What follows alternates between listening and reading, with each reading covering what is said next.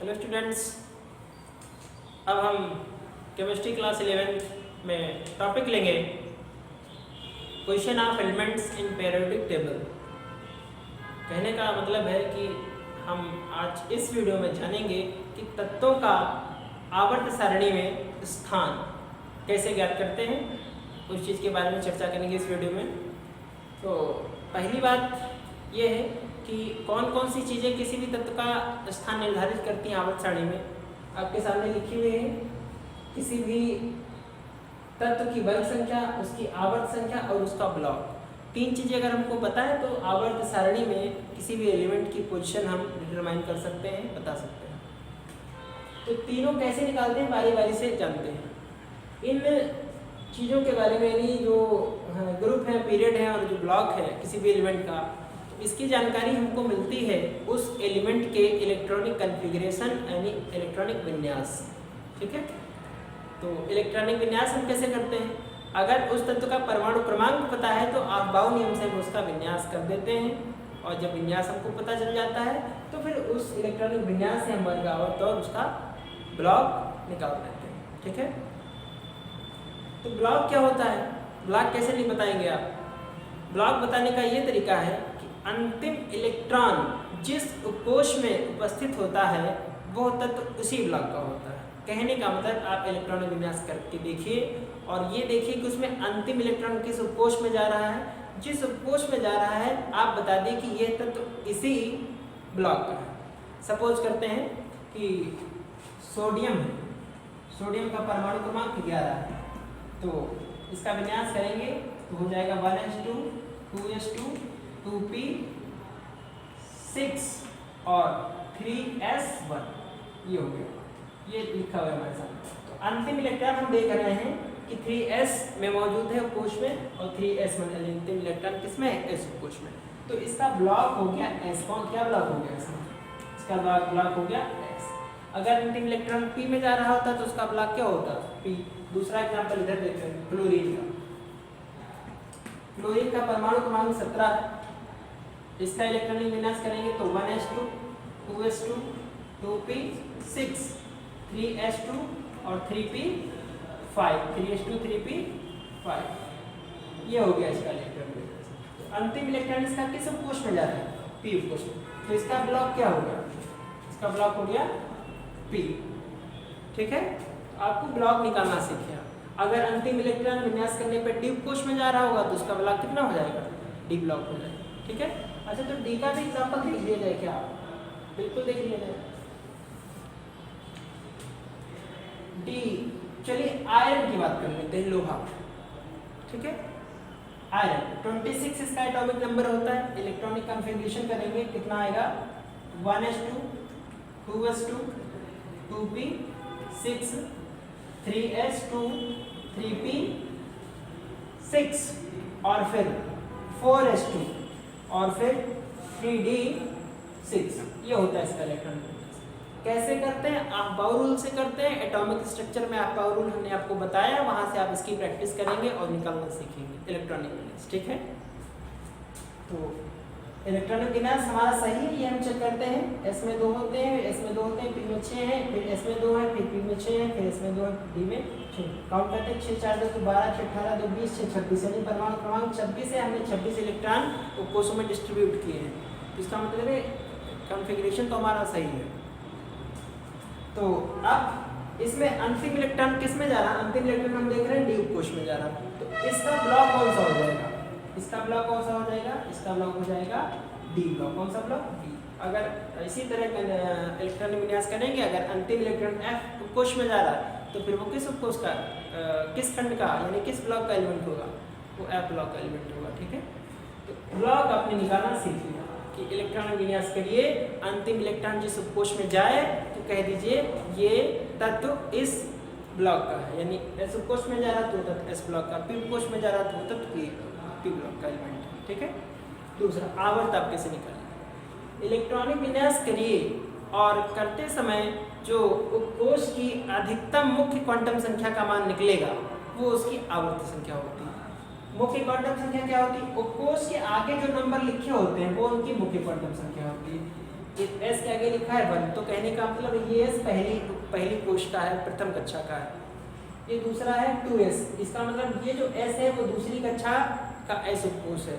ये लिखा है 2p, इसका मतलब ये जो p उपकोष है वो दूसरी कक्षा का p उपकोष है। इधर लिखा है 3s, इसका मतलब ये s उपकोष तीसरी कक्षा का s उपकोष है। ठीक है, तो अब तीसरी कक्षा अधिकतम कितनी बन गई? 3। तो इन्हीं नंबर्स को हम मुख्य क्वांटम संख्या भी कहते हैं। क्या बोलते हैं? मुख्य क्वांटम संख्या। तो आप इसके लिए मुख्य क्वांटम संख्या n बराबर कितनी बनी? इसके लिए मुख्य क्वांटम संख्या n बराबर बनी 3। तो इसकी आवर्त संख्या कितनी हो गई? तो इसकी आवर्त संख्या हो गई 3। कितनी हो गई? आवर्त संख्या 3। तो कहने का मतलब है कि जो सोडियम एलिमेंट है ये s ब्लॉक में होगा और तीसरे आवर्त में होगा। ठीक है, तो अब तीसरे आवर्त में तो 18 जो ग्रुप है सभी का तीसरा, सभी प्रकार के एलिमेंट 18 ग्रुप में, तो वर्ग कौन सा होगा? वर्ग अगर हमको पता चल जाए तो फिर उसको स्पॉट कर देंगे कि ये एलिमेंट यहाँ पे है। तो वर्ग, अच्छा तो चलिए ये आपने किया है आवर्त निकालना, तो इनके बारे में जान लेते हैं। इनका आवर्त क्या होगा? जो क्लोरीन है, तो क्लोरीन का आवर्त क्या होगा? क्लोरीन इधर 1s 2s 2p 3s 3p, इधर भी जो है देखते हैं तो अधिकतम ये कौन सी कक्षा बन रही है? तीसरी। तो इसका आवर्त कितना हो जाएगा? 3। यानी मुख्य क्वांटम संख्या इसकी कितनी है? 3। यानी जो बाहर का इलेक्ट्रॉन है वो अधिकतम तीसरी कक्षा तक, जो है इलेक्ट्रॉन है तीसरी कक्षा तक फैले हुए हैं, तो आवर्त संख्या इसकी कितनी होगी? 3। यानी मुख्य क्वांटम संख्या भी 3, आवर्त संख्या भी कितनी? 3। इधर थोड़ा सा आपको ध्यान देना पड़ेगा। 1s 2s 2p 3s 3p 4s 3d, तो इसके इलेक्ट्रॉन कितनी कक्षाओं तक फैले हुए हैं? इसके इलेक्ट्रॉन आप देख रहे हैं चौथी कक्षा के s तक फैले हुए हैं, मतलब मुख्य क्वांटम संख्या इसकी कितनी हो गई?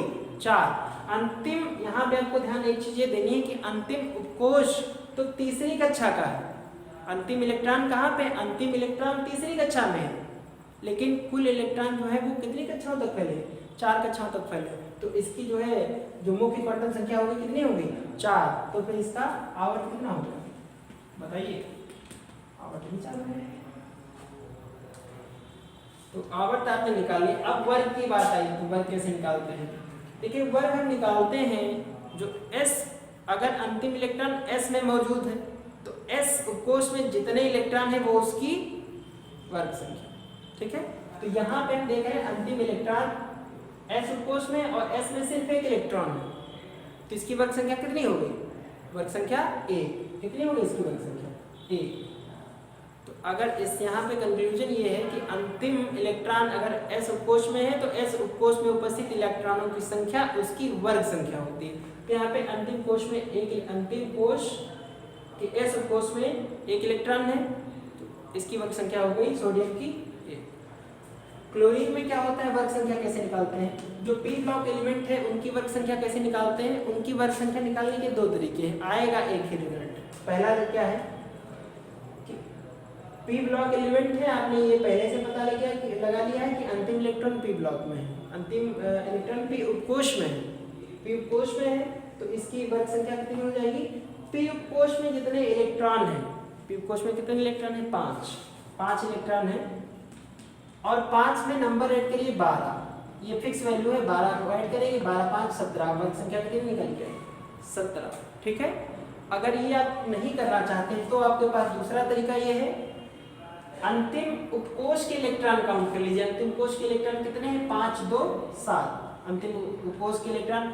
अब इसमें फिक्स वैल्यू आप ऐड करेंगे 10। ठीक है, अगर पूरी कोष के इलेक्ट्रॉन आप काउंट करते हैं तो आपको 10 जोड़ना है, अगर अंतिम उपकोष के इलेक्ट्रॉन आप जोड़ते हैं तो आपको 12 ऐड करना है। ठीक है, तो अंतिम कोष देखेंगे तो कोष में इलेक्ट्रॉन है 5 2 7, तो फिक्स वैल्यू 10 जोड़ेंगे, कितना आएगा?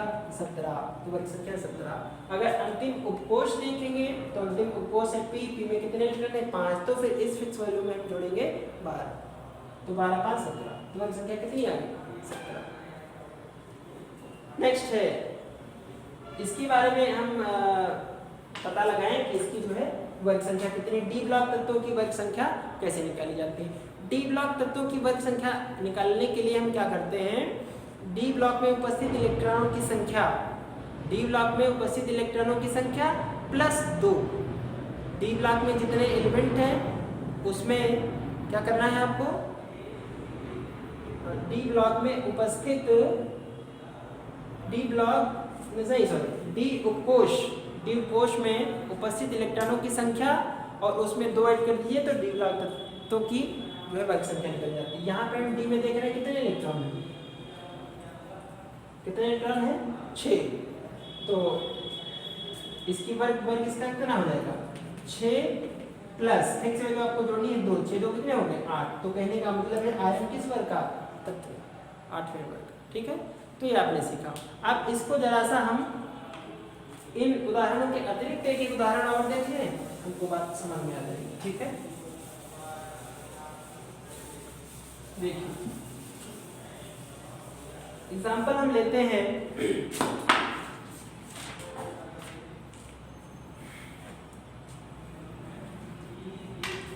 परमाणु क्रमांक 15 में लेते हैं फास्फोरस का परमाणु क्रमांक 15 है। आवर्त सारणी में इसकी स्थिति ज्ञात कीजिए, कहने का मतलब इसके वर्ग आवर्त और इसकी ब्लॉक ज्ञात कीजिए।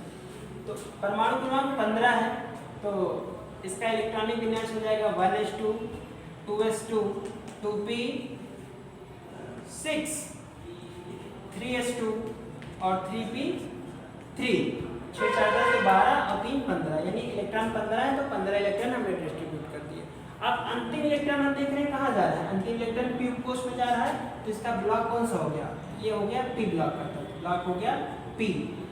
अच्छा ये ब्लॉक हो गया, तो अब इसका आवर्त हम निकालें। आवर्त ये पहली कक्षा है, दूसरी कक्षा है, तीसरी कक्षा, यानी मुख्य क्वांटम संख्या मान कितना है 3, तो आवर्त कितनी होगी, आवर्त तो संख्या हो गई 3।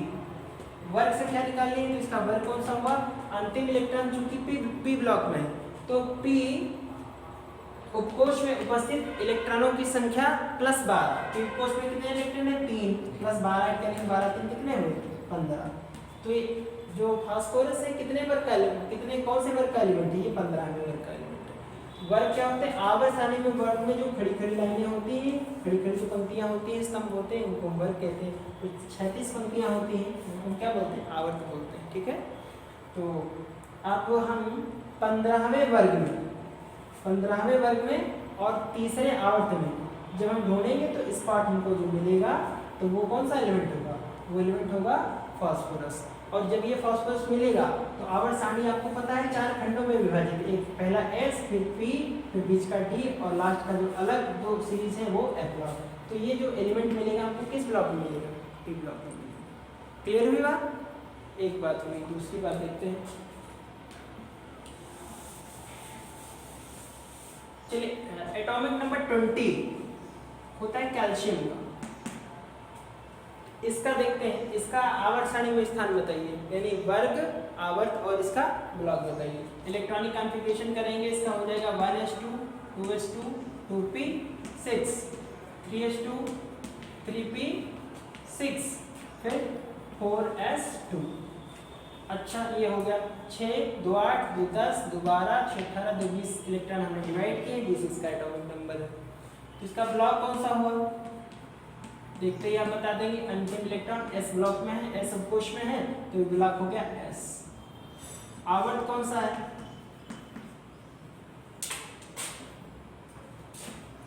आवर्त कौन सा है, ये पहली कक्षा दूसरी तीसरी चौथी कक्षा, यानी अधिकतम जो है कक्षा की संख्या कितनी 4, तो मुख्य क्वांटम संख्या हो गई 4, मुख्य क्वांटम संख्या 4 होगी तो आवर्त 20 की कितनी हो गई 4। वर्ग अब चूंकि अंतिम इलेक्ट्रॉन जा रहा है S ब्लॉक S उपकोष में, तो S उपकोष में कितने इलेक्ट्रॉन है 2 इलेक्ट्रॉन, तो वर्ग संख्या कितनी होगी 2, ये हो गई। ठीक है, तो ब्लॉक आवर्त और वर्ग तीनों निकल गए, ये हो गया इसकी स्थिति। तो कहने का मतलब है S ब्लॉक के दूसरे वर्ग और चौथे आवर्त में जो स्पॉट बनेगा वहां पे किसका स्थान होगा, वहां पे होगा कैल्शियम। ठीक है, ये तो एक एग्जांपल और देख लिया जाए।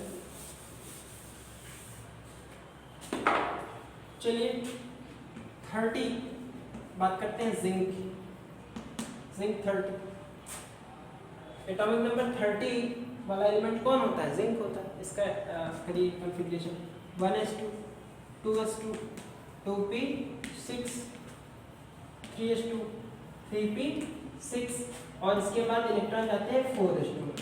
अब 4s2 में जब चले जाते हैं तब फिर अगले इलेक्ट्रॉन जाते हैं 3d में। तो कितना हुआ 1s2 2s2 2p6 3s2 3p6 4s2 3d 10 10 2 12 6 18 2 20 6 26 27 28 29 30 परमाणु क्रमांक 30 इलेक्ट्रॉन। ठीक है, इलेक्ट्रॉनिक विन्यास हो गया। अब देखिए कंफ्यूजन आपको क्या होती है, ये इलेक्ट्रॉनिक विन्यास बुक्स में आपको ऐसे भी लिखा मिल सकता है 1s2 2s2 2p6 3s2 3p6 और जो 3d है इसका जो उपकोष बाहर है उसको भी आप इसके साथ लिख सकते हो, लेकिन आपको ये हर समय ध्यान रहना चाहिए कि 3d में इलेक्ट्रॉन बाद में आएंगे, पहले यहाँ से इलेक्ट्रॉन s में जाएंगे उसके बाद 3d, तब आप इस बात को लिख सकते हो। अब ऐसा लिखोगे तब आपको ध्यान ये रहेगा कि अंतिम इलेक्ट्रॉन कहाँ पे है, डी। बाहर आपको कोष S दिख रहा है लेकिन अंतिम इलेक्ट्रॉन किस कोष में है, डी में। तो ये ब्लॉक कौन सा हुआ, इसका ब्लॉक कौन सा हुआ, चाहे यहाँ से चेक कर लीजिए चाहे यहाँ से, ब्लॉक कौन सा हुआ, ब्लॉक हुआ इसका डी। आवर्त कौन सा हुआ, आवर्त कौन सा हुआ, देखिए अब आवर्त देखने के आपको सबसे बाहर वाली कक्षा देखनी पड़ेगी। सबसे बाहर की कक्षा कौन सी है, चौथी कक्षा, तो आवर्त हो गया इसका 4। वर्ग आपको निकालना है, वर्ग कैसे निकालना, डी कोष में जितने इलेक्ट्रॉन है, डी कोष में 10 इलेक्ट्रॉन है प्लस उसमें 2 ऐड कर दिए, कितना हो गया 12। कहने का मतलब है कि ये जो जिंक एलिमेंट है ये किस वर्ग में, ये 12वें वर्ग में और चौथे आवर्त में है। और ब्लॉक कौन सा हो गया, ब्लॉक है डी, यानी डी ब्लॉक के चौथे आवर्त और 12वें वर्ग पर ये स्थित है कौन, जिंक। तो ये हो गया इनका स्थान।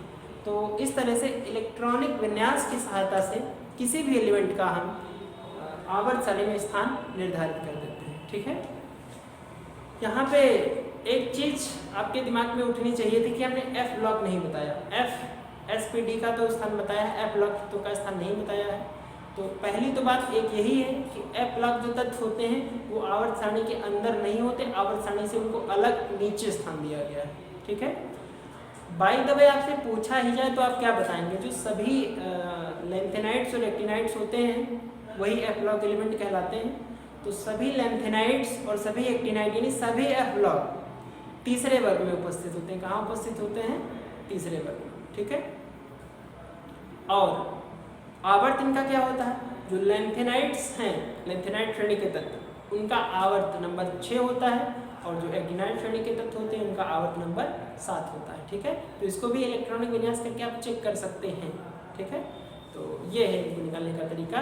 टॉपिक कंप्लीट हुआ, इसको तैयार करिए और बाकी भी एलिमेंट्स की वर्ग, आवर्त और ब्लॉक निकालने की प्रैक्टिस करिए। धन्यवाद।